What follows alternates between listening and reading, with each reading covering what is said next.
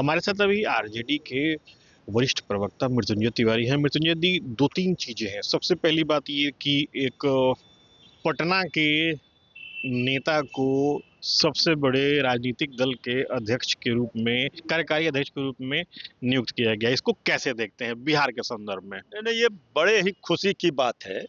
खास करके बिहार के लिए तो खुशी और गर्व की बात है कि बिहार के हमारे माटी के लाल श्री नितिन नवीन जी राष्ट्रीय पार्टी के बीजेपी के राष्ट्रीय कार्यकारी अध्यक्ष बने हैं। हम उनको ढेर सारी शुभकामनाएं और बधाई देते हैं। नितिन नवीन जी बहुत ही विनम्र, सरल, सौम्य, मिलनसार स्वभाव के नेता रहे हैं। एक कर्मठ और ऊर्जावान कार्यकर्ता के रूप में पार्टी के लिए काम किया। माननीय विधायक बने, बिहार सरकार में माननीय मंत्री हैं। उनको राष्ट्रीय क्षितिज पर ये पद मिला है। ये बड़े ही खुशी की बात है और बिहार के लिए गर्व की बात। आप लोगों का प्रमंडलवार आप लोगों की समीक्षा हुई यहाँ में, और ये चीजें भी सामने आई कि, और बात भी कही गई कि कुछ भीतरघात करने वालों की पहचान हुई है, उनके ऊपर कार्रवाई की जाएगी। पार्टी कब तक स्टेप उठाएगी? सब पार्टी नेतृत्व ये सारे चीजों को समीक्षा बैठक के बाद सारे चीजों पर विचार करेगी, देखेगी, समीक्षा होगा, मंथन होगा, सारे चीजों को लेकर के कार्रवाई होगी। क्या हुआ नहीं हुआ, सारी चीजों को पार्टी नेतृत्व देख रही है। एक सवाल ये भी है कि एसआईआर को लेकर कि बहुत बड़ा एक हंगामा हुआ, कल दिल्ली में रैली भी की गई। पहले तो ये भी सवाल उठा कि बिहार से कौन कौन से महागठबंधन के घटक दल जाएंगे, केवल कांग्रेस ही वहां इसमें शरीक हुई, और पीएम के खिलाफ आपत्तिजनक नारे लगाएंगे। क्या कहेंगे इस पे? देखिए, लोकतंत्र में, राजनीति में विचारधारा की लड़ाई होती है और भाषा की मर्यादा का ख्याल सबको रखना चाहिए, चाहे हमारे गठबंधन के सहयोगी दल हों, चाहे हमारे विरोधी हों। भाषा की मर्यादा को नहीं भूलना चाहिए। अगर किसी भी तरह के हमारे देश के माननीय प्रधानमंत्री के बारे में कोई अभद्र टिप्पणी और मर्यादित टिप्पणी होती है तो वो स्वीकार नहीं किया जा सकता है। इसका ध्यान रखना चाहिए, हर पार्टी को रखना चाहिए। हमारे विरोधी भी अभद्र टिप्पणी करते हैं हमारे विपक्ष के नेताओं पर, उनको भी इस बात का ख्याल रखना चाहिए।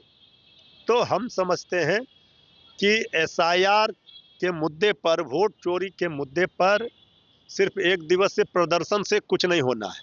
हम वोट चोरी का रोना रोते रहेंगे और हमारे विरोधी वोट की डकैती करके सरकार बनाते रहेंगे।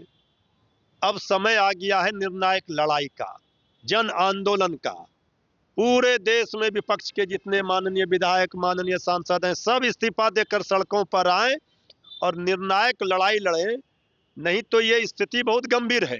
लोकतंत्र का चीरहरण हो रहा है और हम जो भी आवाज उठ रही है उस पर कोई संज्ञान नहीं लिया जा रहा है। न सरकार के कानों में जूं रेंगता है, न चुनाव आयोग की आंख खुल रही है।